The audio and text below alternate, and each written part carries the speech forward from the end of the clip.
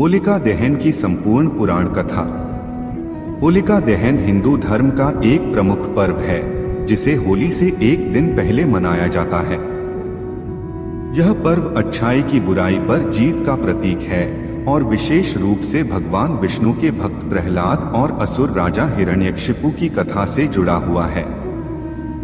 इस लेख में हम विस्तार से होलिका दहन की पौराणिक कथा, उसकी ऐतिहासिकता, धार्मिक महत्व और सांस्कृतिक पहलुओं पर चर्चा करेंगे। वीडियो में आगे बढ़ने से पहले हमारे YouTube चैनल जीवन ज्ञान संगम को लाइक सब्सक्राइब करें और कमेंट में जय श्री राम लिख दें। होलिका दहन की पौराणिक कथा। होलिका दहन की कथा प्राचीन हिंदू ग्रंथों, विशेषकर विष्णु पुराण, भागवत पुराण और अन्य पुराणों में मिलती है। कथा के अनुसार असुरों का एक महान राजा हुआ जिसका नाम हिरण्यकशिपु था। वह अत्यंत बलशाली और अहंकारी था। उसके भाई हिरण्याक्ष को भगवान विष्णु ने वराह अवतार धारण करके मारा था। इस घटना के बाद हिरण्यकशिपु विष्णु से घृणा करने लगा और उसने उन्हें पराजित करने के लिए कठोर तपस्या की।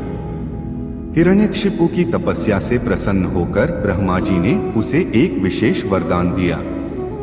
वह न दिन में मरेगा न रात में, न किसी मानव द्वारा मरेगा न किसी पशु द्वारा, न पृथ्वी पर मरेगा न आकाश में, न किसी अस्त्र हथियार से मरेगा न शस्त्र औजार से, न घर के भीतर मरेगा न घर के बाहर। इस वरदान के कारण हिरण्यकशिपु अत्यंत शक्तिशाली हो गया और तीनों लोकों में भय फैलाने लगा। हिरण्यकशिपु का एक पुत्र हुआ जिसका नाम प्रहलाद था। प्रहलाद जन्म से ही भगवान विष्णु का परम भक्त था। जब प्रहलाद बड़ा होने लगा तो उसने भगवान विष्णु के प्रति गहरी श्रद्धा और भक्ति व्यक्त की। हिरण्यकशिपु को यह बिल्कुल स्वीकार नहीं था कि उसका अपना पुत्र उसी भगवान विष्णु की भक्ति करे जिसे वह स्वयं अपना शत्रु मानता था। उसने प्रहलाद को बार बार समझाने की कोशिश की, लेकिन प्रहलाद भगवान विष्णु की भक्ति से टस से मस नहीं हुआ। हिरण्यकशिपु ने अपने पुत्र को विष्णु भक्ति से रोकने के लिए कई क्रूर उपाय अपनाए। एक, उसे ऊंचाई से गिराया गया लेकिन वह सुरक्षित रहा।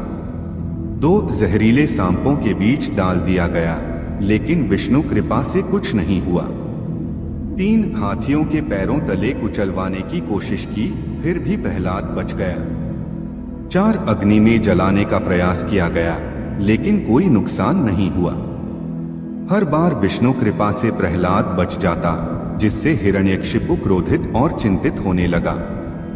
हिरण्यकशिपु की एक बहन थी जिसका नाम होलिका था। होलिका को एक वरदान प्राप्त था कि वह अग्नि में नहीं जल सकती थी। हिरण्यकशिपु ने उसे आदेश दिया कि वह प्रहलाद को लेकर जलती हुई अग्नि में बैठे ताकि प्रहलाद जल जाए और होलिका सुरक्षित रहे। होलिका ने प्रहलाद को अपनी गोद में लेकर चिता में बैठ गई, लेकिन विष्णु की कृपा से प्रहलाद सुरक्षित रहा और होलिका स्वयं अग्नि में जलकर भस्म हो गई। इस घटना के बाद लोग हर वर्ष होलिका दहन करके बुराई पर अच्छाई की जीत का उत्सव मनाने लगे। इसके बाद हिरण्यकशिपु और भी अधिक क्रोधित हो गया। उसने स्वयं प्रहलाद को मारने का निश्चय किया। एक दिन उसने प्रहलाद से पूछा, तेरा भगवान कहाँ है? प्रहलाद ने उत्तर दिया, भगवान हर जगह हैं, चाहे खंभे में हो या कण-कण में। क्रोधित होकर हिरण्यकशिपु ने अपने महल के एक खंभे पर प्रहार किया। उसी क्षण भगवान विष्णु नरसिंह अवतार अर्धमनुष्य अर्धसिंह के रूप में प्रकट हुए। उन्होंने संध्या काल न दिन न रात महल के दरवाजे न घर के अंदर न बाहर अपनी जांघों पर रखकर न आकाश न पृथ्वी और नाखूनों से न अस्त्र न शस्त्र हिरण्यकशिपु का वध कर दिया। इस प्रकार विष्णु भक्त प्रहलाद की रक्षा हुई और असुर हिरण्यकशिपु का अंत हो गया। होलिका दहन का धार्मिक महत्व। एक, असत्य पर सत्य की विजय। यह त्योहार बुराई पर अच्छाई की जीत का प्रतीक है। 2, भक्ति और श्रद्धा का महत्व। प्रहलाद की भक्ति दर्शाती है कि सच्ची श्रद्धा किसी भी कठिनाई को पार कर सकती है। 3 अहंकार का नाश। हिरण्यकशिपु का अंत यह दिखाता है कि अहंकार और अन्याय का विनाश निश्चित है। 4 सामाजिक समरसता। होली के अवसर पर लोग पुरानी रंजिशें भूलकर एक दूसरे से प्रेम पूर्वक मिलते हैं। होलिका दहन की परंपराएं और रीति रिवाज। 1 चौराहे पर होलिका दहन। गांवों और शहरों में होलिका दहन के लिए लकड़ियां और गोबर के उपले एकत्र किए जाते हैं।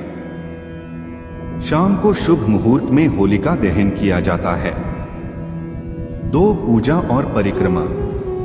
जल, नारियल, गेहूं, चना, गन्ना आदि होलिका में अर्पित किए जाते हैं।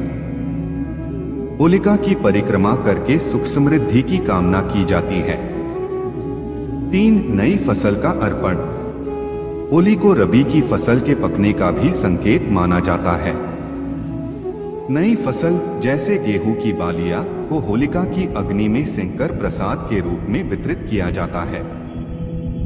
होलिका दहन केवल एक धार्मिक अनुष्ठान नहीं है, बल्कि यह हमें सिखाता है कि अहंकार, अधर्म और अन्याय का अंत निश्चित है। यह पर्व प्रहलाद जैसे भक्तों की निष्ठा और विष्णु भगवान की कृपा का प्रतीक है। इसलिए हर साल होली के अवसर पर हम होलिका दहन करके यह संकल्प लेते हैं कि हम अपने भीतर की बुराइयों को जलाकर अच्छाई का मार्ग अपनाएंगे। आज के लिए बस इतना ही। मिलते हैं न्यू वीडियो पर। जय हिंद, जय भारत।